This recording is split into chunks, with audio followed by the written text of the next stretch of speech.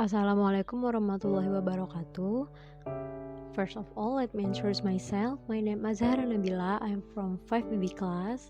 Now I want to explain to you about interpretation of data. So here we go. Okay, so first is what is data interpretation. The second is what are data interpretation method. The third is tips for collecting accurate data for interpretation. And the fourth is visualization techniques in data analysis. Okay, let's go to the first topic. What is data interpretation? Data interpretation is the process of reviewing data through some predefined processes which will help assign some meaning to the data and arrive at a relevant conclusions. It involves taking the results of data analysis, making inference on the relations to it, and using them to conclude.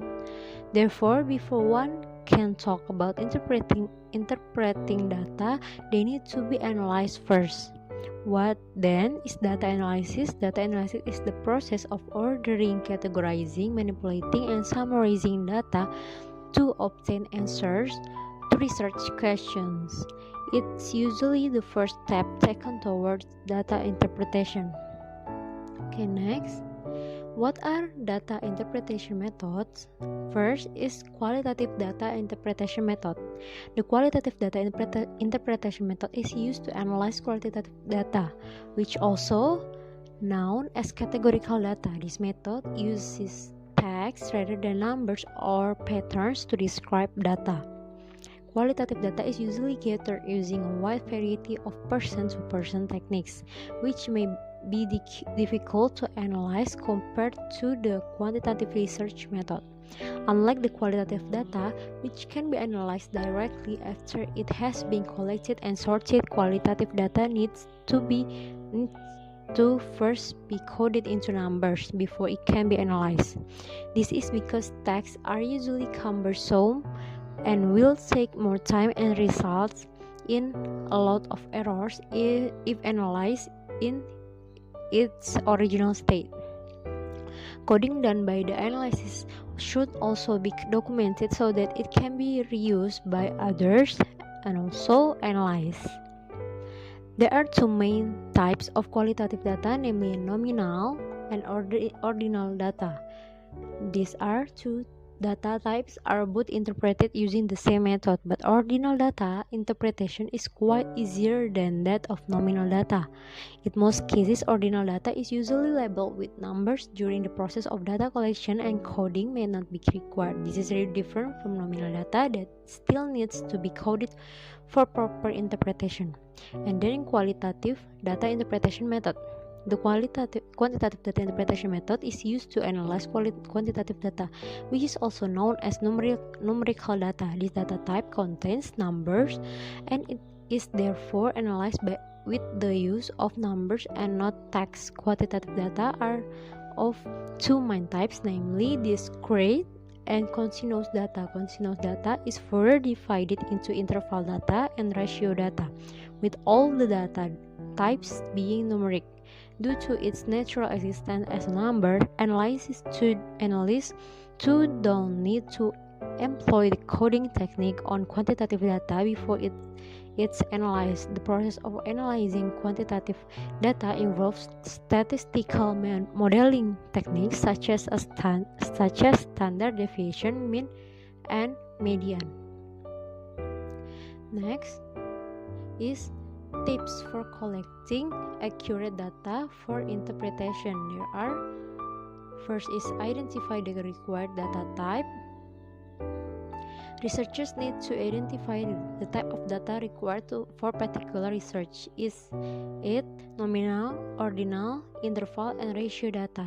The key to collecting the required data to conduct research is to properly understand the research questions.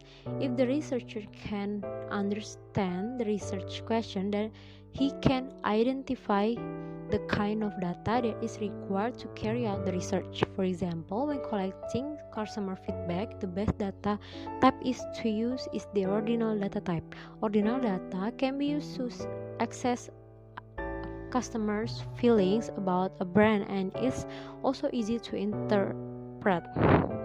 And the second is avoid biases. There are different kinds of biases that a researcher might encounter when collecting data for analysis. Although biases sometimes come from the researcher, most of the biases encountered during the data collection process is caused by the respondent. And the third is use closed-ended surveys. Although open-ended surveys are capable of giving detailed information about the questions and allow respondents to fully express themselves, it's not the best kind of survey for data interpretation. It requires a lot of coding before the data can be analyzed. Closed-ended surveys, on the other hand, restrict the respondent's answer to some predefined options while simultaneously eliminating irrelevant data. This way, researchers can easily analyze and interpret data. And then, to the next slide, visualization techniques in data analysis. First, bar graphs. Bar graphs are graphs that interpret the relationship between two or more variables using rectangular bars. These rectangular bars can be drawn either vertically or horizontally, but they are all mostly drawn vertically. Advantages of a bar graphs: it helps to summarize a large data. Second, estimations of key values can be made at a glance. Third, can be easily understood. And then disadvantages of a bar graph: first, it may require additional explanation. Second is it can be easily manipulated. And the third is it doesn't properly describe the data set. And then pie chart. A pie chart is a circular graph used to represent the percentage of occurrences of a variable using sectors. The size of each sector is dependent on the frequency or percentage of the corresponding variables. The advantages of a pie chart: first, it is usually appealing, and the second is best for comparing small data samples. And then the disadvantages of a pie chart: first, it can only compare small sample size, and this is unhelpful with observing trends over time. And third is tables. Tables are used to represent statistical data by placing them in rows and columns. They are one of the most common statistical visualization techniques and are of two main types, namely simple and complex table. The advantages of tables: first, it can contain large data sets. Second, helpful in comparing two or more similar things.